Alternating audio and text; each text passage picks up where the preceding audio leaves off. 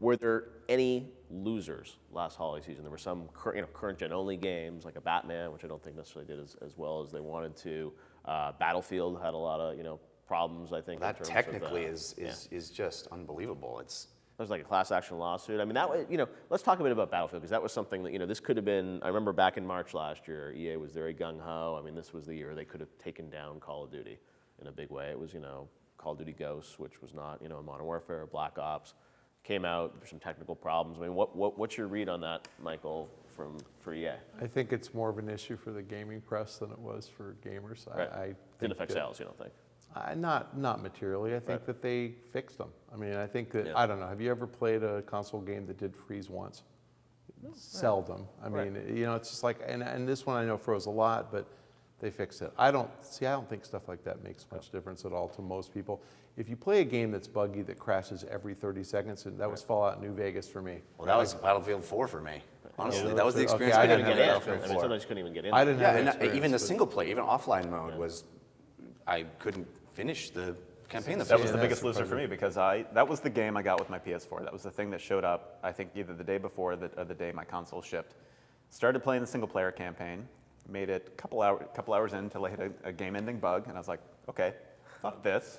And then I started to play some multiplayer, and that was just a complete shit show. Sorry to swear so much on your show, Jeff, but obviously I'm upset about Battlefield 4. I played on Xbox One and had no problem. I mean I think it might have I played it on twice. PC and it crashed, and I'm surprised I at that. purchased it, and so I actually got my money back. I called them up, and I was livid. And it's the class action lawsuit. These problems have not been 100% rectified yet, right. And that's it's a bad year for EA in terms of SimCity, right. And some of the response to games like Dead Space 3 and Battlefield 4. It's like not a great year for EA, and it just further affirmed the fact that I don't really want to purchase their games if they're not going to be able to support them on day one. Right. No, big question. So were there other games, Michael, that from publisher perspective you thought under-delivered versus what you were projecting? The EA 3-year delayed NBA game is an abomination. Metacritic of 40 or 30? Oh my God! I mean, and here's the sad thing. And nice guy, but the guy who ran EA Sports is now the CEO.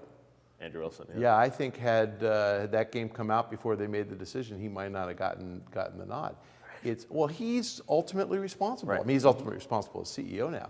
That's just embarrassing. Lucky, and it was canceled twice, I think, and then they finally three times. Yeah, they went 3 years without an NBA game, and they said they kept working on it to get it right. Yeah. And I don't know if you tried it, unplayable. Right. The controls didn't make sense. It just you could dribble. Right. It's really good at that. But try shooting. This is the most fun part of any basketball game is dribbling. Exactly. Dribble simulator. Yeah, so I think that was the worst.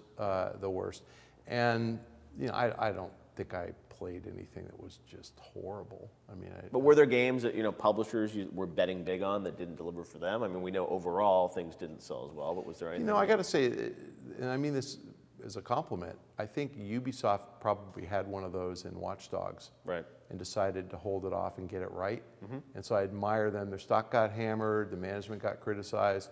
And that franchise matters, it's important, it sounds really good, and if it doesn't work, it's a big waste of time and waste of money. Yeah. So I'm hopeful that 6-month delay makes that game great. Yep. But I think that was headed for disaster. Okay. All right, well, when we come back in the bonus round, we are going to look forward here to some of the big games in 2014. What's coming out, what can we anticipate? That is next week, right here in the bonus round.